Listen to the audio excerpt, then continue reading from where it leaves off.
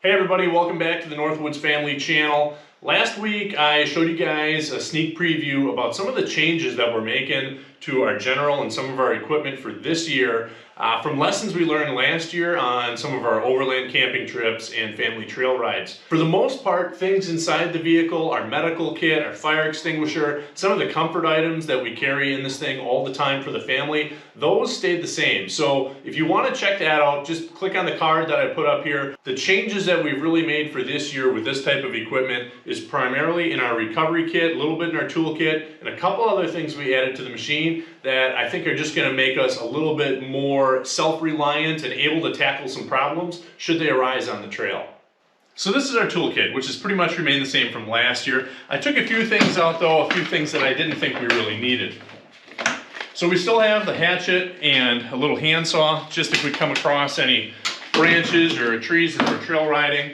Bigger trips, when we're overlanding, I'm gonna bring the chainsaw along. Just a small Echo chainsaw. Sometimes when you're in the middle of nowhere, you get a big tree or a big limb down across the trail, and there's just no other way around it. You gotta go through it. And having the chainsaw is a nice thing. Plus, we get to use it for firewood when we're camping out in the national forest. Instead of carrying a bunch of different type of oils, engine oil, gear case oil, things like that, I found a Lucas heavy duty oil stabilizer, and I'd feel comfortable using this to top off any of those fluids in a pinch. That way I'm not carrying 5 different bottles.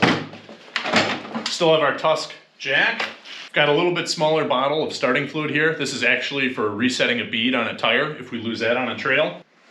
The 3/8 ratchet set here, so metric and SAE, as well as some other bits. Then in this tool bag here, got rid of a few tools from last year that I thought were redundant. Have a 1/2-inch extendable breaker bar for changing tires, lug nuts. That's from Tusk. Just the standard vice grip pliers, side cut pliers, needle nose pliers, crescent wrench. Let's see, we got a screwdriver that'll take some different bits, a couple sockets for changing tires for the lug nuts, and then just a set of metric wrenches. The nice thing with this box is it'll clip right into the other DeWalt Tough System boxes that we use when we're camping and overlanding that carries our food, some of our other camping gear and things like that. Next, these are the 2 underseat storage bins that we have in our general. One I have for recovery, one I have kind of for miscellaneous things. I've got a life straw just for water. I've got electrical tape and duct tape for repairs. I've got the mic for our GMRS radio system. I do have a push to talk on the steering wheel, but this is a backup. Ratchet strap can come in handy just for holding stuff together if something breaks. I got some zip ties. I need to re-up my big zip ties. Used a few of those last year. Some smaller ones there. Wire strippers, wire cutters for any electrical repairs we need to do. Got a tire repair kit here so I can patch any tires out there. I also have some spare fuses and a couple spare relays. I need to get a couple more of these. I want to make sure that I have all the vital relays and fuses that we might need. Got the little Polaris toolkit. This has primarily got the belt changing tool, which comes in handy. It's just a small lithium jump pack, so if the battery dies, I can jump start the battery. This sucker's got a lot of power. Got a tire inflator. This is just a 12-volt version. I've got spare batteries for any flashlights, headlamps, things like that I carry. I always have a flashlight with me. I got a headlamp that's inside the general that's easy to access. So I only carry lithiums in here because then I don't need to worry about them getting cold or, you know, wearing out over time. Then I got just a set of stormproof matches, waterproof, windproof matches. I also have a lighter that I carry inside the general. So that's the first bucket. That goes underneath the driver's seat. All right, now we're under our recovery kit. This is the box that I put underneath the front passenger seat. The biggest changes from last year is that we have moved from hard shackles and cables to synthetic ropes and soft shackles. We're going to replace the steel cable of our Polaris winch with a synthetic rope. Just a lot safer, and it's going to make for easier repairs if it breaks on the trail.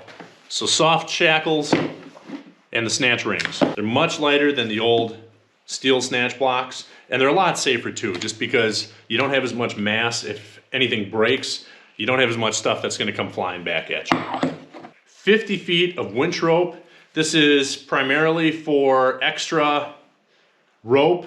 If we need to use that, if we're further away from a tree, I need to splice this end. I'm gonna make another loop onto this end. We could also use this to repair our winch rope or replace our winch rope if we need it, but primarily I see myself using this as just an extra rope. I've got a 20-foot strap here, tow strap, or again, a strap that I can use for recovery. I did pick up a small tree saver strap. This one is a lot smaller than the one I had found before that I didn't really like because it took up half of the room in my box. So this one is a little bit shorter. Last year I didn't carry a tree saver. I just used one of these straps to wrap around trees, and it was kind of a pain in the butt. It was more work than I wanted to spend on it. So this is only maybe a 6-foot or so tree strap, but that's gonna wrap around, for the most part, any tree that I would need to use for a recovery. I do still have one hard shackle. I just carry this attached to our trailer hitch. This is the only place that I really need this recovery point from. If for some reason I needed to use it somewhere else, I certainly could back that out and move it. The recovery point we have in our front is just gonna be our bumper, so we're just gonna try to keep this low as possible, and then I would just use a soft shackle to attach our rope or anything else that we might need. All right, the final component of our recovery kit, something that I was able to add by getting rid of some of the heavier, bulkier things and going to this rope system, is a water sprayer kit and a water pump kit. I'm still getting the water pump system installed, so I will show you guys how that works in a future video. In the meantime, if you got any questions about the changes we made or any suggestions, things you do differently, feel free to drop them in the comments below. Thanks for watching. We'll see you next week.